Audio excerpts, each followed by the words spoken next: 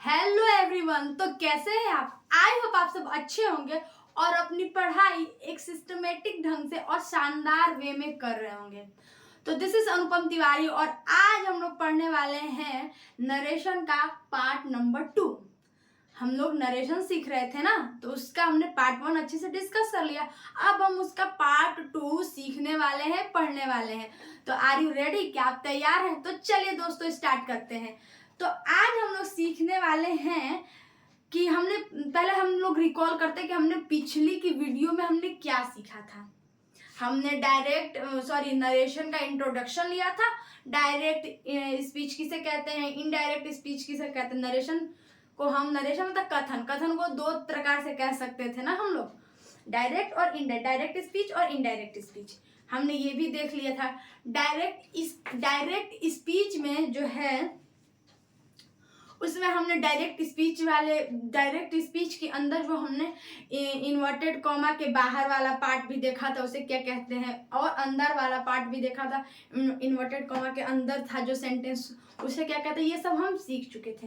तो आज उसी का जो है थोड़ा सा भाग हम लोग, मतलब थोड़ा सा उसका पार्ट रह गया था, तो वो हम लोग सीखने वाले हैं। ठीक है कि ये तो हमें पता है ये कौन सा सेंटेंस है, मतलब ये जो सेंटेंस है ये किस स्पीच में है, पहले हमें ये जानना जरूरी है।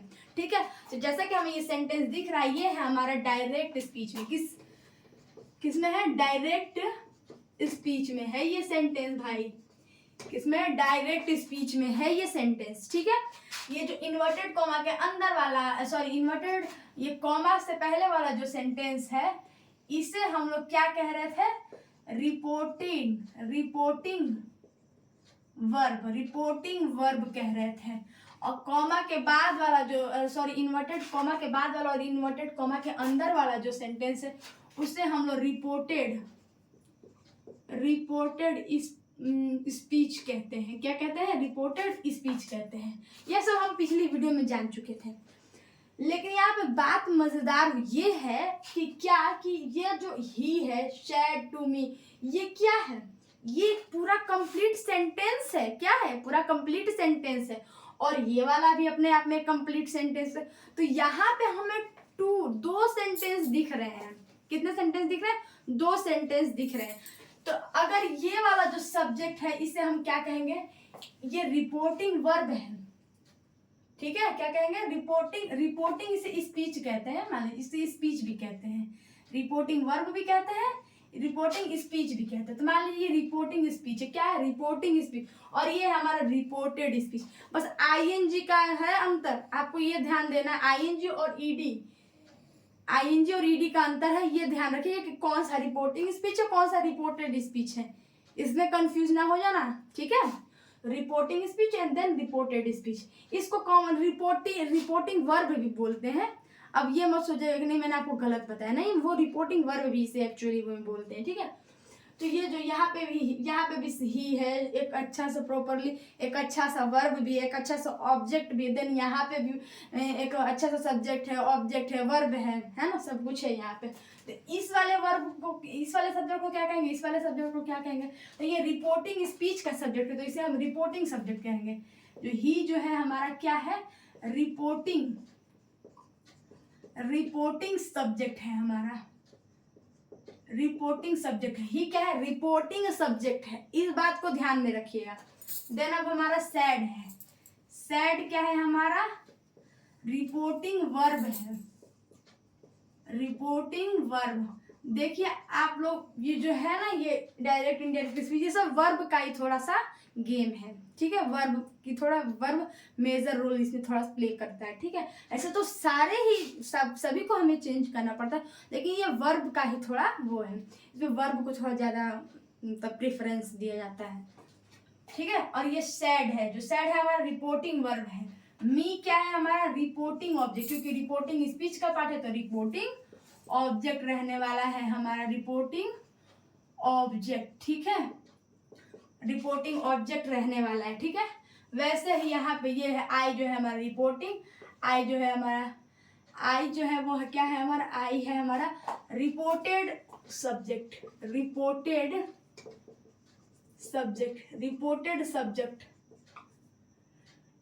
फाउंड जो है हमारा, फाउंड जो है हमारा क्या है, ये हैव हेल्पिंग वर्ब है, हैव हेल्पिंग वर्ब है, ठीक है। फाउंड जो है हमारा रिपोर्टेड वर्ब है।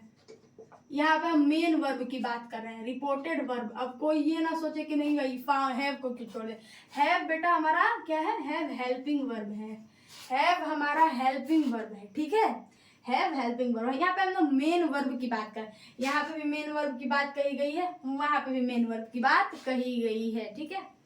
और ये रिपोर्टेड वर्ब है। पेन जो है हमारा, अ पेन कह ले, पेन जो है, पेन हमारा है रिपोर्टेड ऑब्जेक्ट, रिपोर्टेड ऑब्जेक्ट। इतनी बात समझ में आ गई ना, समझ में आई कि नहीं, इतनी बात आपको समझ में आ गई है, ठीक है। इससे कभी नहीं भूलना है, इसे हमें हमेशा याद रखना है, ठीक है। ये reporting subject, reporting verb, reporting object कौन से है, reported subject, reported verb, reported object कौन से हैं, ये हमें हमेशा ही याद रखना है, इसे हमें भूलना नहीं है। अब हम सीखने वाले हैं क्या, डायरेक्ट से इनडायरेक्ट बनाने में कुछ मेजर रूल्स, डायरेक्ट से इनडायरेक्ट बनाने में कुछ मेजर रूल्स, जिसको फॉलो हमें करना ही करना है, एनी हाउ, हमें कैसे भी करना ही करना है उसे फॉलो, उससे हम नहीं छोड़ सकते। वो रूल हम यहाँ पे आप सीखने वाले हैं। तो डायरेक्ट से इनडायरेक्ट, यहाँ पे आप हेडिंग डाल सकते हैं, डायरेक्ट से इनडायरेक्ट, डायरेक्ट से इनडायरेक्ट, डायरेक्ट से इनडायरेक्ट बदलने के लिए कुछ, बदलने के लिए कुछ अनिवार्य, अनिवार्य नियम, कुछ अनिवार्य नियम। अनिवार्य क्यों लिखा, क्योंकि ये बहुत ही जरूरी है, ये मतलब कंपल्सरी है, इन सबको फॉलो करना कंपल्सरी है, क्या है, कंपल्सरी है, ठीक है। डायरेक्ट से इनडायरेक्ट चेंज करने के लिए कुछ मेजर रूल्स। यहाँ पे रूल नंबर 1 क्या है, पहले इसको तो हम लोग किस में चेंज करेंगे, पहला ये जो हमारा, जो हमने ये एग्जाम्पल हमने यहाँ पे लिख रखा ना, इसी के अकॉर्डिंग, इस एक एग्जाम्पल से हम सारे रूल्स सीख लेंगे, ठीक है। इसको ध्यान रखना है, इससे आपको अच्छे से समझ में भी आएगा, ठीक है। तो यहाँ पे हमारा पहला रूल क्या है, रहने वाला है, पहला रूल हमारा ये रहने वाला है कि जो हम लोग चेंज करते हैं इनडायरेक्ट टू डायरेक्ट से इनडायरेक्ट में, तो हम किसके समकक्ष करते हैं, टेल के समकक्ष करते हैं।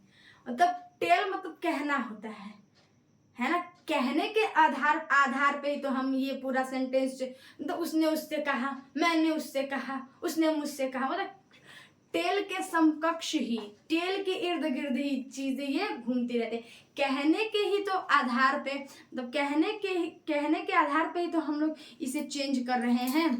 तो ये टेल के समकक्ष हम लोग वो करते हैं, इसमें टेल मतलब कहना, ठीक है।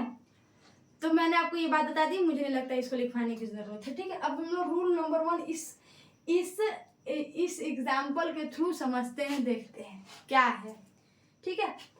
ये एग्जाम्पल देखिए, ये अगर हम लोग इसको डायरेक्ट से पहले हम लोग इसे इनडायरेक्ट में, एक्चुअली पहले हम इसे चेंज ही कर लेते हैं, इसे पहले चेंज कर लेते, जिससे पता साफ साफ दिखेगा कि नहीं क्या क्या चेंजिंग आई। जैसे इस वाले एग्जाम्पल को हम यहाँ पे चेंज कर रहे हैं, ठीक है। ये इनडायरेक्ट है इसका, ठीक है, वो डायरेक्ट है, ये इनडायरेक्ट है। जैसे कि ही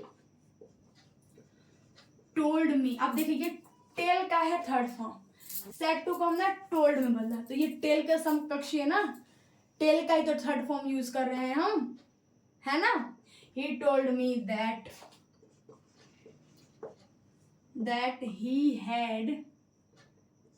he had found a pen, he had found a pen, ये हमने इसको चेंज कर दिया है। इनडायरेक्ट स्पीच में क्या है, इनडायरेक्ट स्पीच है हमारा, क्या है, इनडायरेक्ट स्पीच है हमारा, ठीक है। इसको हमने चेंज कर दिया इनडायरेक्ट स्पीच में, ठीक है। अब हम लोग यहाँ पे रूल नंबर 1 लिखते हैं, क्या लिखेंगे, ये तो हमें पता है कि इन्वर्टेड कॉमा के अंदर वाला पार्ट क्या है, बाहर वाला पार्ट क्या है, ये पता है हमें। रूल नंबर 1 क्या लिखेंगे कि ये जो है, ये दो सेंटेंसेस को जब इन्वर्टेड कॉमा से जब हम बाहर लाते हैं सेंटेंसेस को, तो हम उसे किससे जोड़ते हैं? कंजंक्शन दैट से जोड़ते हैं उसे। कंजंक्शन दैट से सेंटेंसेस को जोड़ते हैं। यहाँ पे लिखे जब, नहीं, इनडायरेक्ट स्पीच में, इनडायरेक्ट स्पीच में, इनडायरेक्ट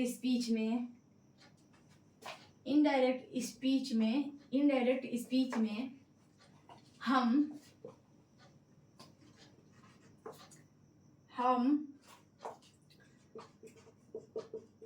सेंटेंसेस को इनडायरेक्ट स्पीच में हम सेंटेंसेस को कॉमा में और इन्वर्टेड कॉमा में नहीं लिखते हैं। कॉमा, सेंटेंसेस को हम सेंटेंसेस में एक्चुअली लिख देते हैं, में कॉमा और इन्वर्टेड कॉमा का यूज नहीं करते हैं। ठीक है, इसका यूज हम लोग नहीं करते हैं। ये दो सेंटेंसेस को हम, रूल नंबर फर्स्ट हो गया। रूल नंबर सेकंड क्या है? दोनों रिपोर्टिंग स्पीच तथा रिपोर्टेड वर्ब, रिपोर्टिंग स्पीच तथा रिपोर्टेड वर्ब को रिपोर्टिंग स्पीच तथा रिपोर्टेड वर्ब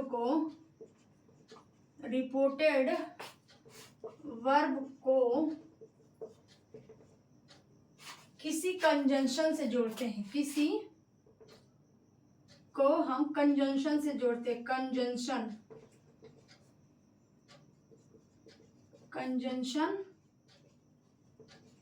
से जोड़ते हैं। जैसा कि यहाँ पे जैसे एग्जाम्पल में है दैट ले लेते हैं। जैसे कि हमने ये वाला जो एग्जाम्पल लिया है उसमें हमने दैट से जोड़ा है सेंटेंस को। इन दोनों सेंटेंसों को हमने दैट से जोड़ा है। ठीक है, ये कंजंक्शन है। दैट क्या है? कंजंक्शन है। रिपोर्टिंग स्पीच तथा रिपोर्टेड वर्ब को हम कंजंक्शन से जोड़ते हैं। अब हमारा रूल नंबर थर्ड क्या है कि डायरेक्ट से इनडायरेक्ट बनाते समय हमें जो यहाँ पे कई बार हमें एक्सक्लेमेटरी मार्क मिलेगा, क्वेश्चन मार्क अगर क्वेश्चन पूछा जाएगा तो मिलेगा। तो इतनी बात हमें ध्यान रखनी है कि एक्सक्लेमेटरी मार्क, क्वेश्चन मार्क हमें इनडायरेक्ट स्पीच में यूज नहीं करना है। हमें ऑलवेज फुल स्टॉप ही यूज करना है। क्या करना है? फुल स्टॉप ही यूज करना है। उसी चीज को हम लोग यहाँ पे लिखते जा रहे हैं। ठीक है, उसी चीज को हम लोग यहाँ पे लिखने जा रहे हैं।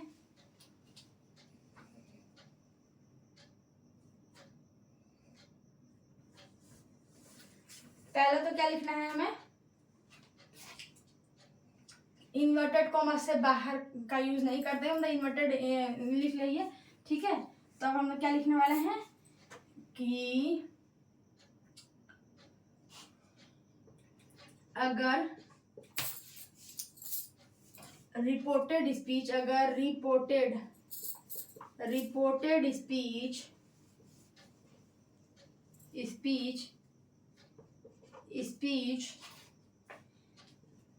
यदि, अगर नहीं लिखते हैं यहाँ पे, यदि थोड़ा सा क्लासी लेता है, यदि रिपोर्टेड स्पीच के अंत में एक्सक्लेमेशन मार्क, इस तरह का एक्सक्लेमेशन मार्क होता है, एक्सक्लेमेशन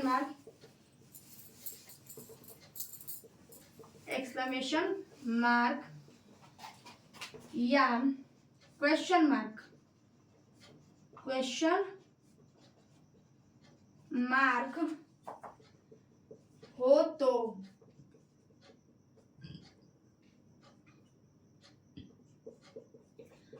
डायरेक्ट से इनडायरेक्ट बनाते समय इनका हम प्रयोग नहीं करते हैं। केवल इनका प्रयोग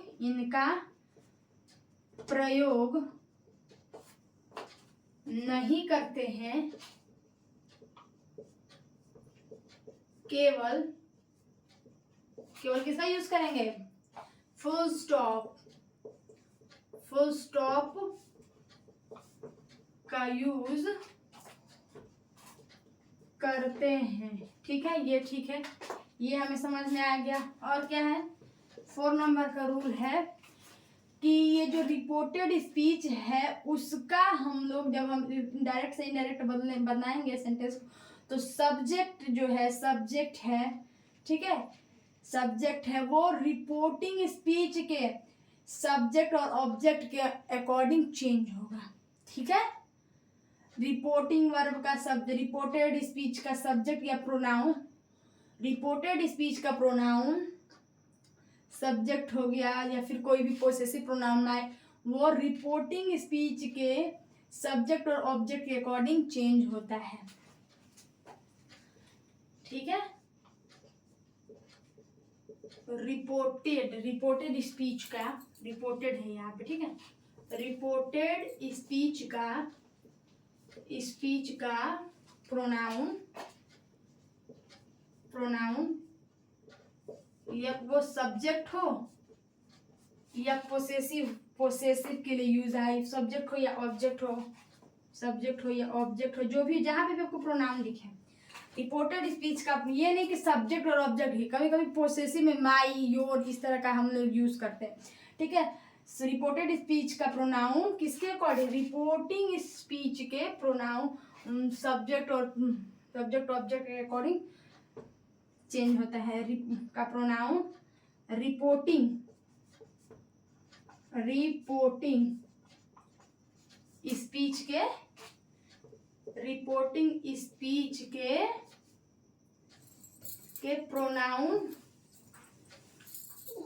प्रोनाउन के अकॉर्डिंग, के अनुसार चेंज होता